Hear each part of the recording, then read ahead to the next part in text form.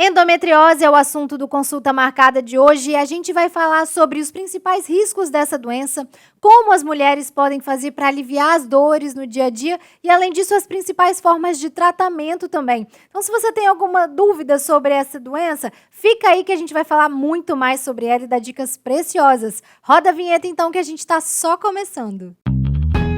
Chegou a hora da sua consulta marcada. Aqui no podcast da Unimed Vitória, a receita é simples. Informação onde você estiver. Podcast Consulta Marcada de hoje vai falar sobre endometriose e quem vai ajudar a gente a dar dicas preciosas sobre esse tema é a doutora Juliana Fernandes, que é ginecologista e cirurgiã ginecológica da Unimed Vitória. Seja muito bem-vinda, doutora, ao seu novo consultório aqui por um dia. Muito obrigada pelo convite, estou adorando. Doutora, vou começar perguntando então, o que as mulheres que têm endometriose, que convivem com esse problema, sentem? Que sintomas são principais para elas se atentarem? Então, a endometriose, gente, só dando uma palavrinha rápida sobre a doença, é uma doença crônica que atinge 1 a cada 10 mulheres atualmente. Então, assim, não é uma doença extremamente incomum, ela não é muito frequente, mas também não é rara. A gente tem que se atentar para a endometriose. Eu digo isso porque grande parte das mulheres demoram aí 5, 6, 7 anos para poder ter o seu diagnóstico fechado, porque as pessoas demoram a pensar nisso. Normalmente, o que uma mulher que pode ter endometriose busca numa consulta ginecológica é a queixa de dor. Elas sempre falam que está doendo muito no período menstrual, que a menstruação é um período muito sofrido do mês, que elas não conseguem fazer suas atividades habituais, às vezes elas faltam o serviço, elas deixam de ser produtivas por conta dessa dor, porque ela vai se tornando limitante com o passar do tempo. A gente vê que é aquela menina que sente cólica menstrual, que não consegue ficar na escola, com o passar do tempo ela não consegue ir para o trabalho, e mais tarde, ela, naquele período menstrual, ela fica prostrada dentro de casa, sangrando. O sangramento, em algumas vezes, também pode ser aumentado, mas nem sempre. Mas o fator que mais preocupa, que mais chama atenção nessas mulheres é a dor, é a cólica, que a gente chama de dismenorreia, né? Que é uma cólica menstrual exacerbada, muito aumentada. Associado a isso, essa mulher pode vir a ter, em algum momento da vida, dor para ter relação sexual, que a gente chama de dispareunia, né, que é a dor na relação, Entendi. Que atrapalha também os relacionamentos dela, os relacionamentos afetivos, o casamento. E então, normalmente, o que ela busca por ajuda com essas, principalmente com essas duas queixas. A dor já está latente, né, doutora? É uma dor que ela já existe, mas que com o passar do tempo ela vem aumentando. Porque a doença é uma doença crônica e evolutiva. Então, ela vai aumentando a quantidade de focos de endometriose, então a dor e os sintomas vão aumentando com o passar do tempo. A endometriose, ela é o quê? É no útero? Onde fica a endometriose, doutora? O que é, então, a endometriose? Por que ela tem esse nome? Bom, o útero, gente, ele tem 3 camadas. Uma camada externa, que a gente chama de serosa, uma camada muscular no meio, que a gente chama de miométrio, e uma camadinha interna, que é o endométrio. Essa camada do endométrio são umas células endometriais, é um tecido específico dessa região, que é a região mais interna do útero, que é onde a gente, todo mês no ciclo menstrual, essa camada se espessa, aí quando menstrua, essa camada é eliminada via menstruação e fica fininho de novo. Aí durante o ciclo menstrual, isso eu estou dizendo para mulheres que não usam contraceptivo, que não usam hormônio, né? E aí espessa de novo, menstrua, afina. Quando a mulher desenvolve endometriose, o que acontece?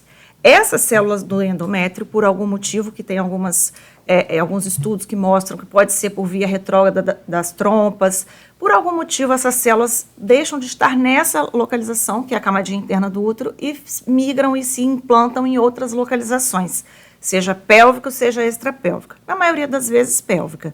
E aí essas células se implantam na trompa, se implantam no ovário, se implantam na bexiga, eventualmente no intestino, no peritônio. Então, assim, quando essas células se implantam nessas regiões extrauterinas, a gente está falando de endometriose.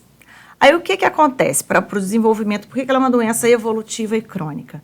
Porque a mulher cicla todo mês. Sim. E como eu disse anteriormente, de acordo com a produção de hormônios do ovário, esse endométrio responde se espessando e quando a mulher não engravida, ela menstrua, sangra. Da mesma forma que acontece fisiologicamente no útero, acontece fora dele também nessas células ectópicas, que a gente chama. Então, esse tecido ectópico, ele aumenta de tamanho durante a exposição aos hormônios ovarianos, respondendo a esses hormônios, e quando não houve gravidez, como sangra na menstruação, aquelas células sangram também, na trompa, no peritônio, no ovário. E quando a gente sangra num lugar que não deve sangrar, o corpo descarrega uma cascata de coagulação, uma cascata de que, assim, liga um alerta, está sangrando, precisamos parar esse sangramento. E como a gente para sangramento? Com coagulação, com retração, com cicatrização. Então, isso acontecendo cronicamente, mês após mês, aquele tecido sangra, cicatriza, sangra, cicatriza, e isso vai gerando, conforme vai cicatrizando, aquilo vai gerando nódulos de retração. E com o passar do tempo, nos casos graves de endometriose, pode haver tanta retração que começa a grudar um órgão no outro. O ovário gruda na trompa, gruda no útero, repuxa o intestino. Às vezes a gente vê uma pelve que a gente chama de congelada por conta de endometriose, que é quando tem tanta retração que a gente nem consegue ver a região entre o útero e o intestino. Gruda tudo. Isso era até uma pergunta que eu ia fazer, doutora. Além da dor, tem outros riscos que a endometriose pode causar para as mulheres? Porque eu tô vendo assim, por exemplo, na endometriose grave, tá chegando, afetando outros órgãos até, né? Sim, sim. Então, com o passar do tempo, essa mulher pode ter, dependendo do grau e do local onde acomete, né? Se é uma endometriose profunda e grave, acometendo o intestino, por exemplo, ela pode ter dor na evacuação, principalmente no período menstrual. Ela pode ter até sangramento junto com as fezes, porque se a endometriose, ela vai infiltrando as camadas do intestino também. E ela pode acometer até mucosa. Nesse caso, sangra para a região das fezes. Então, ela pode ter... Isso é caso grave que eu estou dizendo. Não é todo mundo que tem isso. Mas dor nas evacuações, dor na relação sexual. E uma coisa que a gente sempre tem que falar, a endometriose está muito associada à infertilidade. 30% das mulheres inférteis, até 30%, em algum momento descobrem que elas têm endometriose. Por quê? Porque ela gera, além da alteração arquitetural lá dos órgãos, que a trompa fica torta, ela cotovela, então atrapalha, né, o caminho de encontro do óvulo com o espermatozoide, às vezes até obstrui essas trompas. Mas, além disso, a endometriose ela é um processo inflamatório crônico. E esse processo inflamatório crônico na pelve é um ambiente hostil para uma gestação. E muitas das vezes esse óvulo não consegue atravessar a trompa, ou muitas vezes aquele embrião não consegue ficar no útero. Fecunda, mas às vezes não implanta de maneira adequada no útero. E essa gravidez não consegue se dar. E tratando a endometriose, dá para engravidar? Dá, com certeza. Existem casos e casos, mas na grandíssima maioria das vezes a gente descobre a endometriose, graças a Deus, em situações mais leves a moderadas. A gente faz o tratamento, que a gente pode falar aí de tratamento clínico, ou medicamentoso, ou cirúrgico. Lembrando que é um tratamento multidisciplinar, né? Porque a gente tem que tirar todo e qualquer ambiente inflamatório, porque a mulher que desenvolve endometriose, ela também... não é toda mulher que tem, por exemplo, sangramento retrógrado das trompas que vai desenvolver endometriose. Por isso que essa não é a causa única e nem só isso que faz. Porque também ela tem que ter um ambiente favorável àquelas células ectópicas se implantarem naquele peritônio. Então, a gente tem que tirar qualquer coisa inflamatória que essa mulher faça uso. Alimentos inflamatórios, cigarro, álcool em excesso. Então, assim, manter um estilo de vida saudável, tentar fazer atividade física regular. Quer dizer, tudo que piora a inflamação tem que ser eliminado da vida dela. Entendi. Desde a alimentação, comportamento e tentar bloquear os ciclos menstruais. Então, eu já estou até falando lá no tratamento, né? Não foi isso que você me perguntou, mas é uma série de fatores. Claro. E aí a gente consegue, tratando essa mulher, fazer com que ela seja fértil novamente. E já que a gente falou em tratamento, a senhora falou de duas opções. A gente tem os tratamentos medicamentosos e a cirurgia. Cirurgia só para casos graves, doutora? Ou é caso a caso mesmo que tem que avaliar? Casos graves e casos com muito sintoma. Nem toda paciente que tem endometriose muito grave, ela vai ser super sintomática. Da mesma forma que ela que tem às vezes não tem tanta endometriose, mas tem um endometrioma muito grande, que é a endometriose do ovário, faz um cisto, a gente chama de endometrioma. Às vezes é uma endometriose que não é tão extensa, mas é uma mulher que não está conseguindo ter filho.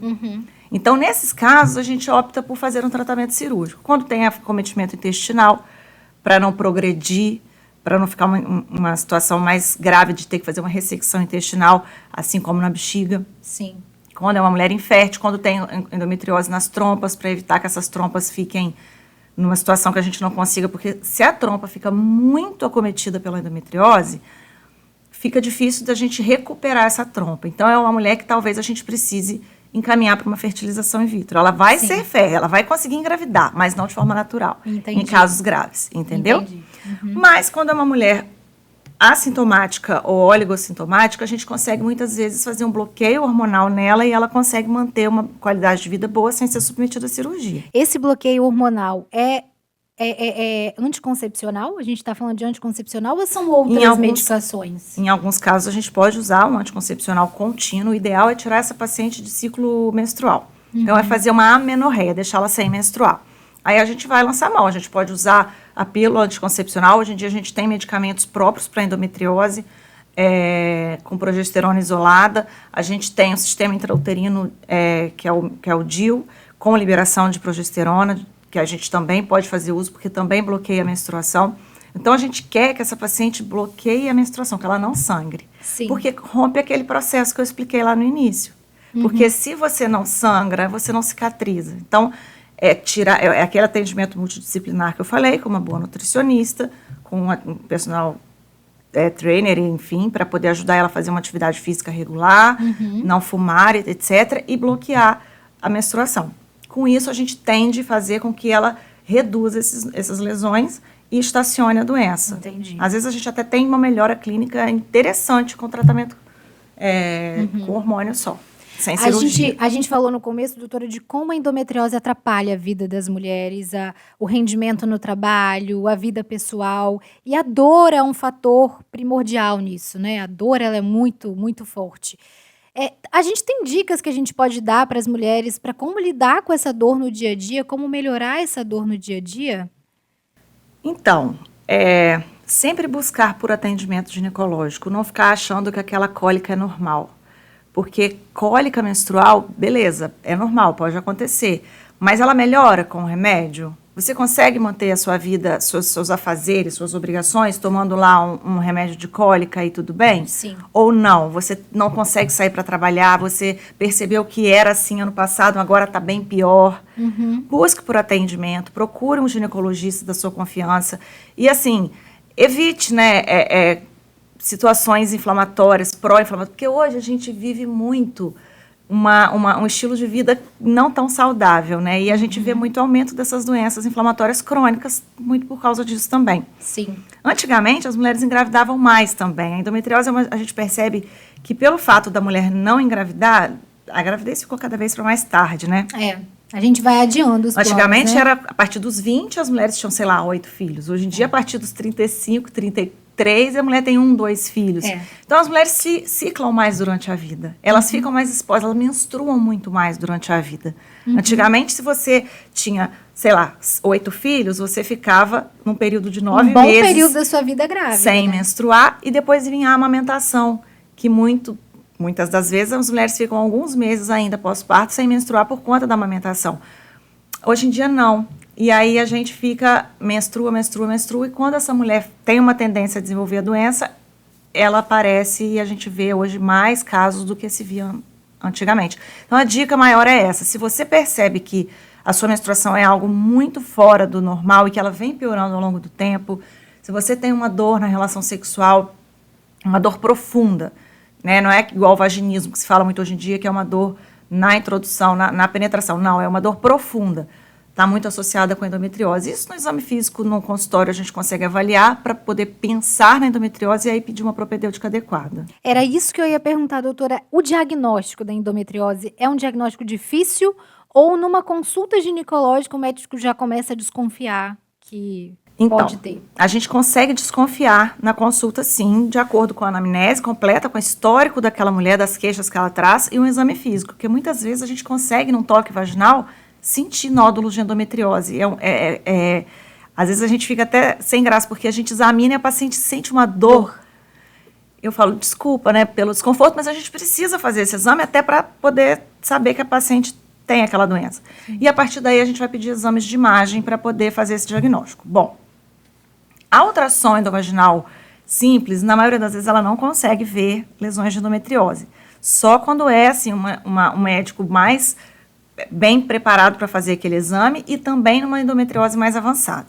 Sim. Mas a gente tem hoje em dia treinamentos, médicos que estão fazendo treinamentos avançados em ultrassom eles fazem um preparo intestinal adequado e faz uma ultrassom voltada para buscar lesões de endometriose. A gente já tem aqui em Vitória alguns colegas que fazem muito bem, eles mapeiam aquelas lesões para a gente, mostram tamanho, localização, que ajuda muito quando a gente precisa fazer um tratamento cirúrgico. E tem a ressonância magnética da pelve, que ainda é o padrão ouro nesse caso, para poder fazer essa avaliação.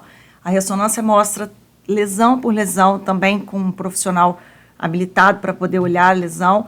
Às vezes acomete nervo, às vezes acomete vai bem profundo mesmo, as lesões intestinais, as lesões ligamentares. Então, também no laudo de ressonância a gente consegue avaliar direitinho o tamanho, a profundidade, a localização dessas lesões para mapear um tratamento cirúrgico adequado. Às vezes a gente precisa de um cirurgião do aparelho digestivo junto com o ginecologista na cirurgia. Às vezes a gente precisa de um urologista junto com a gente na cirurgia. Sim. Então, ter um diagnóstico bem feito e um mapeamento de lesões pré-operatório bem feito é muito importante para você fazer uma cirurgia bem feita também, para poder tirar todas as lesões que essa paciente tem no procedimento cirúrgico, que é aí que ela vai ter um resultado efetivo no tratamento da doença. Sim. A gente vê isso no dia a dia no consultório, elas voltam e falam, doutora, eu sou outra pessoa, sou outra mulher, vida, né? sabe? Uhum. É muito bonito de ver. Uma pergunta que é muito comum na internet, doutora, é se a endometriose está ligada ao câncer, algum tipo de câncer. Isso é verdade? Acontece mesmo ou não? Não. São doenças diferentes. A endometriose, apesar de ser uma doença, em algumas vezes, muito ruim para a vida da mulher, para a qualidade de vida da mulher, ela não é câncer, ela é uma doença benigna, tá? Ela traz muitas limitações quando não tratada ou quando não diagnosticada no momento certo, mas ela não vai dar, ela pode até, às vezes a gente vê foco de endometriose em abdômen superior, em diafragma, em fígado, mas isso não vai levar a mulher ao óbito, entendeu? Uhum. Limita um pouco a vida, mas não é câncer, não é uma doença maligna, é uma doença benigna, a gente trata, controla e a mulher vive bem. Entendi. E não tem essa correlação, não. Para fechar o nosso podcast Consulta Marcada, doutor, o que a gente pode deixar de recado principal para as mulheres? Então, um recado que eu acho que é interessante e importante para a gente dar para toda mulher é o que eu já falei, mas a gente deixa nesse final para ficar bem gravadinho. Cuide de você, conheça seu corpo, né? Perceba se o que você está sentindo é o que você sempre sentiu ou se vem piorando.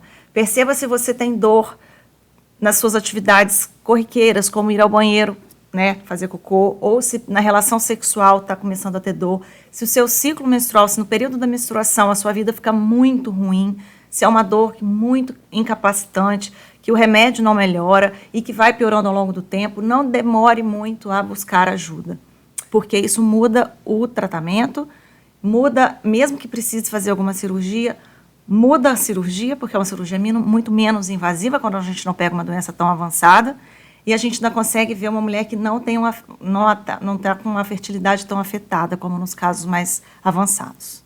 Doutora Juliana Fernandes, muito obrigada pela sua participação no nosso podcast. Se você gostou, se você tem alguma sugestão de tema para a gente falar aqui, manda para a gente. O nosso e-mail é o consultamarcada@unimedvx.com.br. Espero vocês então para o próximo, hein?